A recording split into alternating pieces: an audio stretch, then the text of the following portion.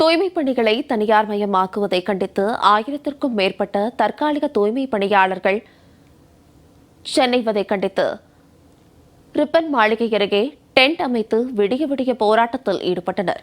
விளம்பர திமுக அரசு எதிர்க்கட்சியாக இருந்தபோது தாங்கள் ஆட்சிக்கு வந்தால் 100 நாட்களில் தற்காலிக தூய்மை பணியாளர்களை நிரந்தரப்படுத்துவதாக வாக்குறுதி அளித்தனர்.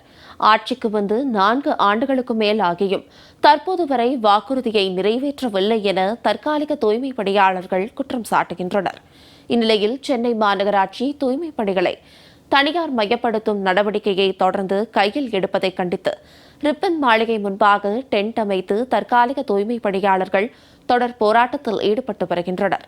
இதுகுறித்து பேசிய தூய்மை பணியாளர்கள் காலையிலிருந்து சாலையில் அமர்ந்து போராட்டம் மேற்கொண்டு எந்தவொரு அதிகாரியும் அமைச்சரும் நேரில் வந்து பார்க்கவில்லை என குற்றம் சாட்டினர்.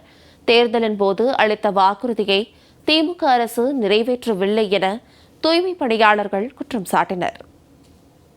19/1/2021 நான் தேர்தலில் வந்தேன்னா நான் பணி நிரந்தரம் பண்ணுவேன், தற்காலிக பணியாளர் பணி நிரந்தரம் பண்ணுவேன்னு சொல்லியிருக்காரு. 153 சட்டப்படி அவர் பணி நிரந்தரம் பண்ணுவேன்னு சொல்லி வாக்குறுதி கொடுத்துருக்காரு. அவர் வாக்குறுதி நிறைவேற்றல. நாங்களே அவ்வளோ போராட்டத்தில் இறங்கியிருக்கிறோம். இன்னைக்கு காலையில் நேற்று நைட்லேருந்து எங்களுக்கு வேலை இல்லைன்னு வெளியே தருத்துறாங்க. சேர்ந்தா ராம்கி கான்ட்ராக்டில் சேருங்க, இல்லைன்னா உங்களுக்கு வேலை இல்லை, கிளம்புங்க வெளியேன்றாங்க. 15 வருஷமா எங்களை ரத்தத்தில் பிழிஞ்சு எங்களை இந்த நிலைமைக்கு ஆளாக்கி நடு ரோட்டில் உட்கார வச்சிட்டாரு. அவர் நல்லா அவரு கண்ணை திறந்து பார்க்கணும் எங்களை. அவர் இது வரைக்கும் காது கேட்காதான் ஒரு அதிகாரியும் கூட இந்த சைடு வரல. அவர் ஆட்சிக்கு வராது முன்ன அவர் சொன்னாரு, ஆட்சிக்கு வந்த பிற்பாடு அவர் எங்களை என்னன்னு கேட்கல. ஆனா இந்த கொரோனால வர்தா புயல் தடா புயல் எல்லாம் நாங்க எவ்வளவு கஷ்டப்பட்டோம். அவர் இதுதான் ஆட்சியில இதுக்குதான் உட்காந்துக்கிறாரா? எங்க மக்கள் பொம்பளைங்களுக்காக செய்யறேன்னு சொன்னாரு, உங்களுக்காக செய்யறேன்னாரு.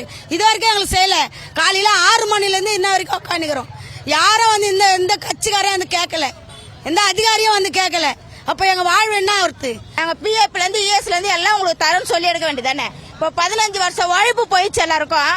போயிட்ட உடனே நான் உங்களை தனியார்ல போச்சு. அப்ப 15 வருஷம் உழைப்புக்கு எங்களுக்கு ஒரு தீர்வு சொல்லுங்க.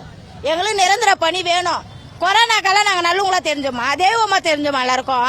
கொரோனாக்கு அப்ப சொல்ல வேண்டியதானே, அம்மா நீங்க எல்லாம் கான்ட்ராக்ட் ஆள் நீங்க போயிடுங்க, நான் வேற கான்ட்ராக்ட் ஆள் எடுக்கிறேன்னு. அப்ப ஊந்து கும்பிட்டாரு.